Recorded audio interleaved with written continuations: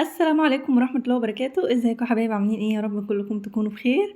بدأنا بقى في أكلات العيد، والنهاردة هنعمل الراعي الرسمي للعيد الأضحى، وهي الفتة المصرية. أول حاجة كده هنصلي على النبي وهنشوف بينا هنعمل ايه. اللهم صل وسلم وبارك على سيدنا محمد عليه أفضل الصلاة والسلام. أول حاجة أنا جبت حلة هنا كده وحطيت فيها معلقة من السمنة البلدي، وكمان حطيت ورقتين لوري وفصين حبهان. أنا معايا كيلو من اللحمة هنا كده، وبدأت ان انا احطها تتشوح وتاخد لون من جميع النواحي كده. انا حطيت شوية هقلبها، وبعد ما اقلبها هحط الباقي لان الحلة كانت صغيرة معايا، وهفضل اعمل كده بقى. طبعا اللحمة بتلزق لان الحلة اساسا ستانلس، وحتى لو مش ستانلس برضو بتلزق، عشان اللحمة بيبقى فيها يعني نسبة دهن كده هي اللي بتلزق في المادة الدهنية السمنة البلدي، وبتخليها تلزق يعني في الحاجة اللي انت بتطبخيها فيها. بعد ما خلاص شوحتها كلها انا نقلتها في الحلة دي، وكنت بسخن ميه. بعد ما اتشوحت خلاص قمت حاطه الميه اللي هي السخنه دي. اهم حاجه لما يطلع الريم تقومي شايلاه عشان ما يعملش زفاره في الشوربه يعني بتاعت الفته. ممكن الاول تسخني ميه وبعد كده تقومي تسقطي فيها اللحمه، بس انا شوحتها الاول. وعلى فكره الشوربه بتطلع بيضه وكل حاجه، ما بتغمقش ولا حاجه لان انا بشيل الريم اللي عليها. بعد ما اللحمه استوت سوا كامل بقوم نشلاها من الشوربه كده، وبعدين هبدأ اعمل الرز بقى. انا معايا هنا السمنة البلدي اللي كنت عاملاها في الفيديو اللي فات. هحط برضو معلقة كده من السمنة البلدي. انا ما بكترش على فكرة من الدهون، المواد الدهنية في اي وصفة في اي اكلة من اكلاتي انا ما بكترش المواد الدهنية، بخليها خفيفة كده عشان طبعا المعدة والامعاء ما بيستحملوش الكلام ده كله يعني. شوحت بقى الرز هنا كده، انا كنت غسلاه ومصفياه كويس. شوحته، وبعد ما يتشوح انا مش هديله لون، انا بغلفه بس بالمادة الدهنية. وبعد كده هزود المية بتاعته نص مية ونص شوربة. يعني انا معايا هنا مثلا 4 كوبايات رز، هحط كوبايتين مية وكوبايتين من الشوربة بتاعة اللحمة. طبعا انا كنت مملحة الشوربة، وكمان هحط الملح بتاع الرز المطلوب يعني على قد كمية الرز. او بعد ما شوحته كده هبدأ بقى اضيف المية، كوبايتين من المية، وهضيف الباقي كوبايتين من الشوربة على قد الرز اللي معايا، وده رز مصري. لو طبعا بسمتي بتزودي لان البسمتي بيحتاج مية اكتر. وبعد ما زودت المية والشوربة زودت الملح بقى بتاع الرز كده،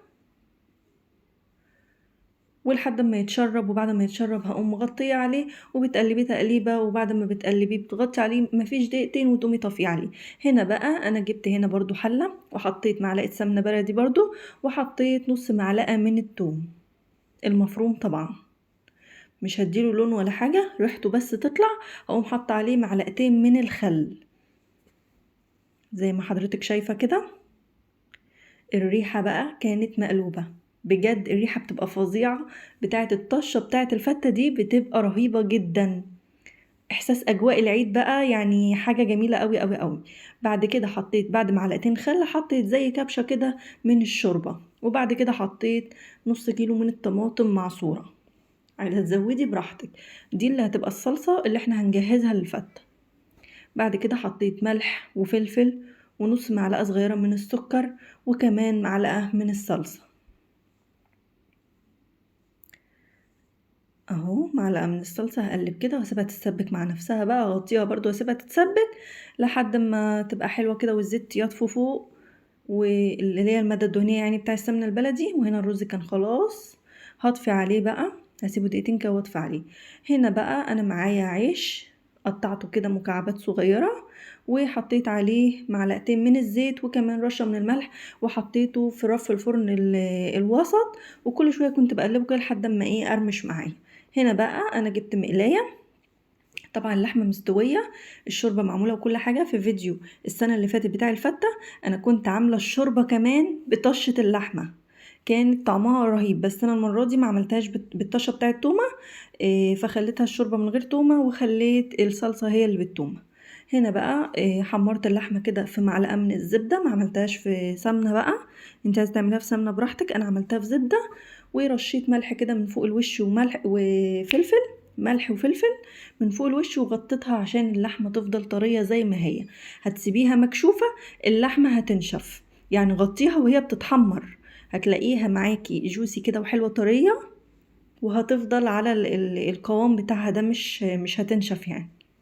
اللحمة كانت سايحة جدا وزبدة بمعنى الكلمة.